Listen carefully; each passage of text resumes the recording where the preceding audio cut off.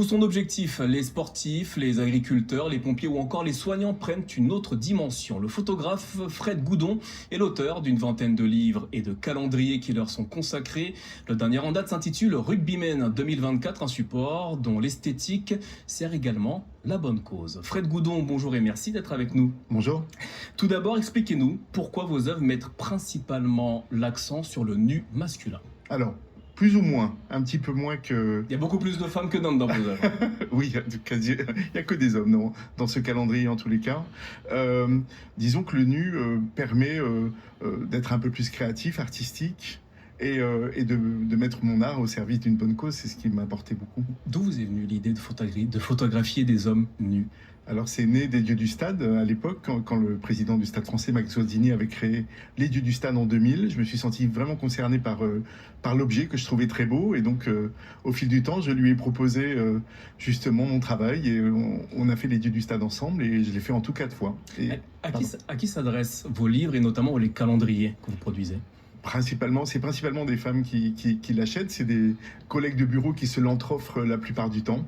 Donc c'est un objet qui reste beaucoup au sein de l'entreprise finalement, souvent dans les vestiaires d'ailleurs. Alors de quelle façon êtes-vous parvenu à faire poser les rugbymen présents dans le dernier calendrier? C'était pas une mince affaire parce que justement j'aurais bien aimé avoir des joueurs du 15 de France, mais ils étaient tous très occupés évidemment. Mondial donc, voilà, je leur pardonne.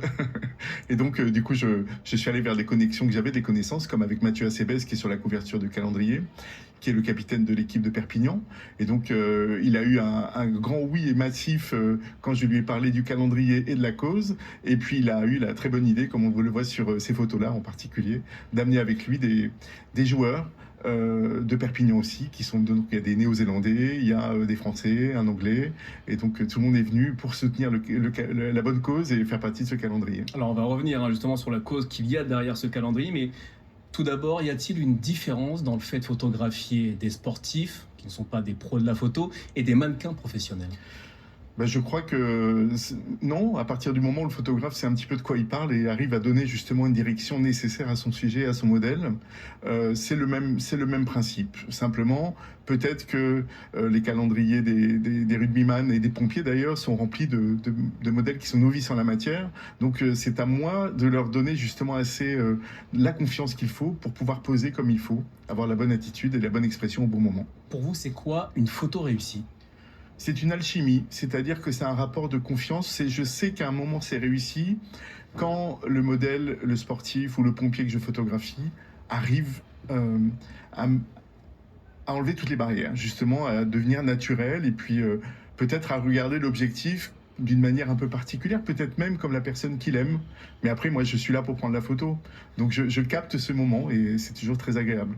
Les photos de votre calendrier servent également une bonne cause, on en a parlé. Une partie des droits d'auteur sera renversée à l'association Ruban Rose qui soutient la recherche contre le cancer du sein. Pour quelle raison ce combat vous tient à cœur? Alors depuis que je fais les calendriers, donc vous l'avez dit, un bon nombre de calendriers, j'ai toujours soutenu des bonnes causes et je trouvais ça intéressant et ça m'est essentiel même que mon art en vienne à soutenir une bonne cause. C'est quelque chose qui vous implique directement autour de vous, dans vos amis, dans votre famille? Par rapport au cancer du sein, je pense que ça nous concerne tous finalement. On a tous dans notre entourage une tante, une mère, une sœur qui peut avoir ce type de problème dans la vie. Donc je trouve ça important cette cause en tout cas me tient particulièrement à cœur. Alors je le disais, vous avez photographié des rugbymen principalement, des pompiers, des agriculteurs. Quelle serait entre guillemets la catégorie de la population que vous rêveriez de photographier et de mettre sur un calendrier? Alors j'avoue que l'uniforme, ça fonctionne quand même très bien à l'image, honnêtement. Donc j'ai eu beaucoup d'occasions de photographier des sportifs de tout style. Donc ça c'est fait, mais c'est vrai que vous devriez photographier, ce serait franchement, je dirais que les gendarmes ou les policiers, je trouve que leur uniforme marche très très bien. C'est très photogénique pour voilà, ça marche très bien. Peut-être qu'ils nous regardent aujourd'hui. Le message est passé. Fred Goudon, merci d'avoir répondu à nos questions aujourd'hui. Votre calendrier, les Rugbymen 2024, est d'ores et déjà disponible quand la photo sert également la bonne cause. Merci à vous. Merci. Merci de nous avoir suivis. Fin de cette édition.